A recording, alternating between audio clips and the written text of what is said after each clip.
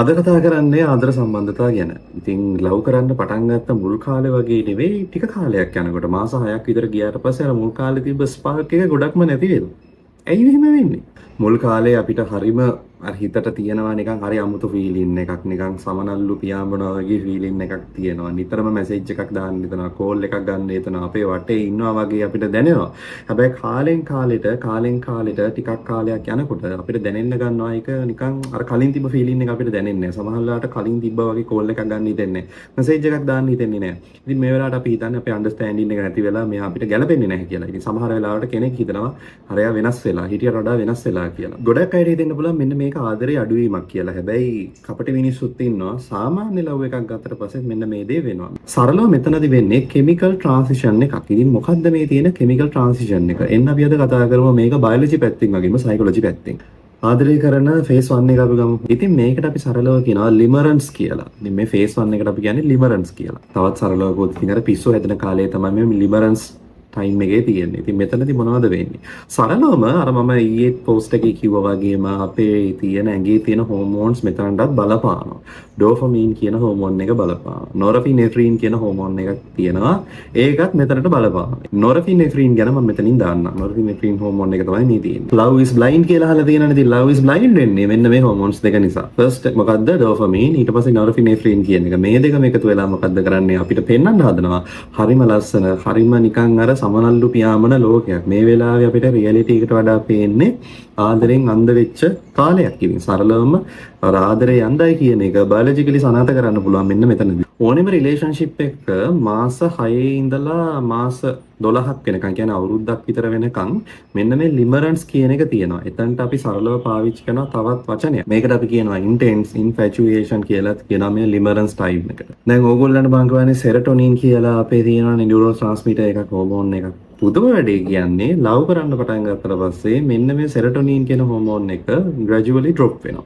ඒ කියන්නේ අඩු වෙනවා. සරලව කිව්වොත් මුල් කාලේ අපි ආදරේ හොයන්නේ නිකන් පිස්සුයින් වගේ. ඉතින් මේ ආදරය පොඩ්ඩක් හරි අපි ළඟින් නැති වුණාම, මැසේජ් එකක් පරක් වුණාම අපේ මූඩ් එක සම්පූර්ණයෙන්ම අවුල් වෙන්නේ මෙන්න මේ නිසා. දැන් හොඳට මතකයිදනේ අපේ මූඩ් එක හදන්නේ මේ සෙරටොනින් කියන හෝමෝන් එකේ නියුරෝ ට්‍රාන්ස්මිටර් එකකින්. දැන් තේරෙන නැති එහෙනම් අපේ මූඩ් එක මෙච්චර අවුල් යන්න හේතු වෙලා තියෙන්නේ මොකද්ද කියලා.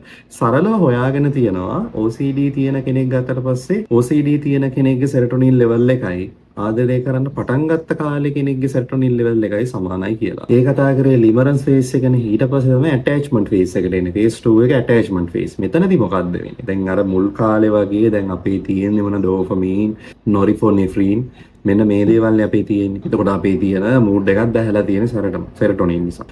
ඉතින් මෙන්න මේ කියන දේවල් දරා ගන්න බැහැනේ. ඉතින් ලිබරන්ස් එක දරා ගන්න බෑ ඇත්තටම. ලිබරන්ස් එක දරා ගන්න බැරි නිසා තමයි හිමීට මේ දේවල් අඩු කරලා එන්ඩෝෆින්ස්, ඔක්සිටොසින් කියන හෝමෝන්ස් රිලීස් කරන්නේ. ඉතින් මෙතනදී තමයි හරියටම අපි ඇටැච්මන්ට් එකට හරිම බැඳීම, හරිම ආදරේ මොකද්ද කියලා තේරුම් ගන්න පටන් ගන්නෙ. ලොන්ග් ටර්ම් ඇටැච්මන්ට් එක එන්නේ මෙන්න මෙතනින්. අර කලින් තිබ්බ බය නැත්නම් කියුරියොසිටි එක නැති කරලා දාලා ඇත්තටම තියෙන බැඳීම, ඊට පස්සේ ආරක්ෂිත බව, සාමය මෙන්න මේ වගේ දේවල් එන්නේ මෙන්න මෙතනින්. ඉතින් දෙයියනේ කියලා ඇටැච්මන්ට් එකට යන්න හදනකොටම අපේ අය මොකද්ද කරන්නේ? අපේ අය හිතනවා කලින් තිබ්බා වගේ ආදරේ නෑ කියලා රණ්ඩු වෙනවා. anxiety driven excitement එකක්නේ අපේ අය හොයන්නේ. ඒ කියන්නේ අපේ අයට ඕන හරිම කලබලකාරී සතුටක්. ඉතින් මේ කලබලකාරී සතුට හොයන්න ගිහිල්ලා තියෙන රිලේෂන්ෂිප් ඔක්කොම විනාශ කරගන්නවා. කිව්ව දේවල් වලින් අපිට අර කලින් තිබ්බ ලිබරන්ස් ස්ටේජ් එකේ අපිට තිබ්බේ හරිම චීප් ඩෝපමින් ටිකක්. ඉතින් එතන හරිම තිබ්බේ පොඩි සතුටක්. ඒ සතුට අපි ගත්තේ කෙමිකල්ස් වලින්.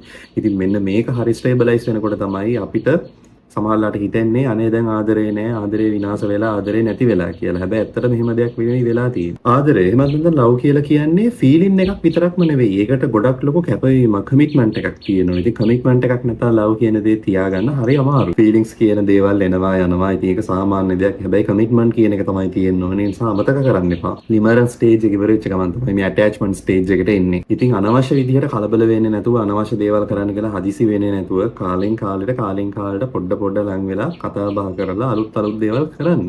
ඉතින් ඒකට මේ චීෆ් ඩෝපමින් ලෙවල් එකකට යන්න ගිහලා මුළු ජීවිතේම විනාශ කරගන්නේ නැතුව සරලව ආදරේ කියන දේ විඳින්න. ඉතින් ගොඩක් අය කරන්නේ මේ ලිබරල් ස්ටේජ් එක ඇතුළතදී ෆිසිකලි දේවල් පවා කරනවා. සරලවොත් සෙක්ෂුවල් බිහේවියර් එකට පවා යනවා. ඉතින් මේ දේවල් වලට එකපාරම දුවන්නේ නැතුව ඉස්සර චුට්ටක් හිතලා ඇටැච්මන්ට් එකට ආවට පස්සේ මේ දේවල් හරියට ගනුදෙනු කරලා කතා බහ කරගන්න. වැදගත්ම දේ තමයි මේ කමියුනිකේෂන් කියන එක. ඉතින් ඔයාලා දෙන්නට හරියට මේක ගැන අවබෝධයක් තියෙන්න ඕනේ. කතා කරන්න ඕනේ. ඉතින් ගොඩක් අය මෙන්න මේ කියන බයොලොජිකල් පාර්ට් එක දන්නේ නැහැ. දන්නේ නැති නිසා මොකද්ද කරන්නේ? ඕගොල්ලෝ පුළුවන් තරම් රණ්ඩු කරලා ඒ ආදර කතාව නැති කරගන්න තමයි බලන්නේ. හැබැයි අද කාලේ වෙනකොට ජෙන් සී එකේ අය මොකද්ද හුරු වෙලා තියෙන්නේ? මේ ලිබරන්ස් කියන එකට ගොඩක් හුරු වෙලා තියෙනවා. ලිබරන්ස් එකට ගොඩක් හුරු වෙලා තියෙන නිසා කාලයක් කෙනෙක් එක ජීවත් වෙනකොට එයාට හිතෙන්න ගන්නවා ෆීලිංග්ස් අඩුයි. ඒ නිසා තව කෙනෙක් ළඟට යන්න ඕන කියලා. ඒ තව කෙනෙක් ළඟට යනකොට ලිබරන්ස් ස්ටේජ් එක ආපහු වෙනවා. ඉතින් මේක තමයි වෙන්නේ. රොටේට් වෙන්නේ මේක. ලිබරන්ස් ස්ටේජ් එකකින් අපි නවතිනවා.